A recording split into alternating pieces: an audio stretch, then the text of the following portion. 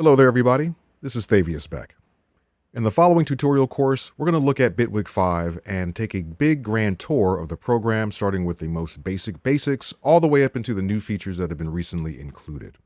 There's a lot to like in this program, especially if your focus is on creative sound design and being empowered as a user. With that said, let's make sure that you can get up to speed so that you don't get overwhelmed by all the options that are available.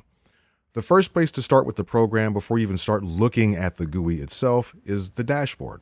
When you first open Bitwig, you're typically greeted with the dashboard, which you can always get back to by hitting the Bitwig icon at the top of the screen. If I go into here, right now I'm looking in the packages area, and if you're looking for any sound content that comes with Bitwig, if it's not already included, you can look in the installed area to see everything that's been installed. Here you'll be able to install packages you don't already have or uninstall packages you don't currently want to use. I highly recommend before you do anything, make sure that you have all the necessary packages installed so you have some good stuff to play with. The other thing you'll probably want to do is go into the settings area, and here you can configure all the necessary things such as the overall scaling of the display, which we can change here. You can set up multiple display profiles. If you use two monitors, or like myself, I have an ultra wide monitor, the dual display profile can be really helpful if you want to see a mixer view on one screen and the arranger or clip launcher on the other. If you have a triple display, then you're doing it on a level that I just respect. And here's an option for you. So there you go. In terms of changing the overall theme, there's not themes in Bitwig necessarily, but you can adjust the midtones and black level to give yourself more or less eye strain. If we go into behavior here, there's certain things that you're going to want to be aware of. Bitwig is similar to Ableton Live in the sense that there is time stretching for all audio, and that happens in real time. So here in the behavior area, you can determine the default stretch mode when you drop in audio or when you record audio. If you have certain preferences, for instance, sometimes when I import long samples, such as a full song or a very, very long recording, I may not want that to be automatically stretched. If I need to change that, I can go here and maybe I change it to raw, which is one of the options that leaves the audio unstretched. We'll get into this a little bit more when we talk about audio files and audio clips. Going down into the audio area, obviously you can set up your audio interface. If you have an interface with multiple outputs and inputs, those will show up down here, or you can add additional outputs and inputs as necessary. It's quite nice. Let me just make sure. Oh yeah, for recording, you can enable recording quantization in a play menu, which we'll look at a little bit later. It's faded out here in the upper left corner, but you can also set this up in the settings. Some of you who want to record in real time, that might be really important. So just know that that's there. I have a MIDI controller currently set up. It's the Launchpad Pro Mark III. In Bitwig 5, there is a new MIDI remote script for the Launchpad Pro, which is really, really nice. So I have that configured here. If you're using a certain MIDI controller, you can configure it here.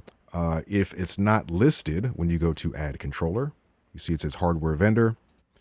All the controller, all the companies that are here, if you select one, you'll see supported controllers that already have a specific MIDI control script, which means that when you plug in the controller, things will just automatically work and be connected to Bitwig. So if you have a controller that's listed, you can choose that. If you don't, you can always just choose to use the generic controller. See if I click here. You can choose a generic controller. You can choose a keyboard that has 8 device knobs, so automatically map to the 8 remote controls on any device. You'll see that later. Or you can choose just a general MIDI keyboard. All right, so no matter your MIDI controller, you can use it, and that'll help you set it up. If you want things to be synchronized one way or the other in terms of MIDI clock, you can set that up here. For locations, I know all of this is, kind of basic, but it's very important. If you already have a sound library, let's say you have a bunch of samples and things you've chopped up, a bunch of recordings, you might want to access that inside of Bitwig's browsers. And the browsers have been updated a lot. So configuring this ahead of time will probably help you out. You can configure your own, sound content locations here. You can add a location, and then these will be searchable in your browser. You can also choose music locations. Typically, this is where I have things that are like full exports or longer songs. Sound content, I typically have things that are more like one-shot samples and loops. All right. So I recommend you set all that up there. Plugins, The approach to plugins in Bitwig is really nice because sometimes one plugin might crash and then the whole program crashes. In Bitwig, plugins can be hosted separately, so if one crashes, it doesn't take down the whole DAW. So if you want to set that up, you can do this here. And then there's tons of shortcuts you can enable, not just for your computer keyboard, but also for your MIDI controller. If you want a button to allow you to, let's say, save, you could assign that to a note on your keyboard if you want to. So these are amazing things that are unique to Bitwig already. So if you haven't, before you even get started, make sure you configure things to your liking in the dashboard.